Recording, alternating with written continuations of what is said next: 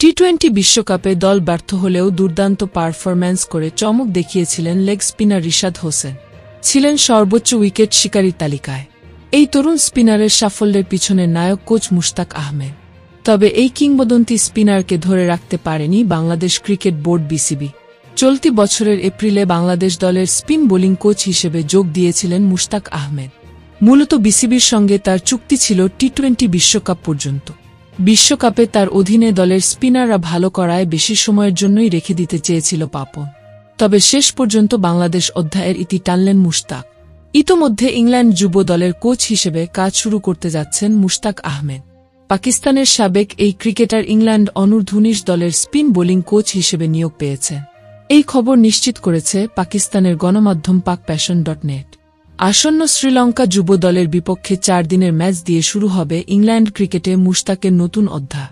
প্রিয় দর্শক, এ বিষয়ে কমেন্টে জানাতে পারেন আপনার মতামত। খেলার সর্বশেষ আপডেট সবার আগে জানতে চ্যানেলটি সাবস্ক্রাইব করুন। ধন্যবাদ।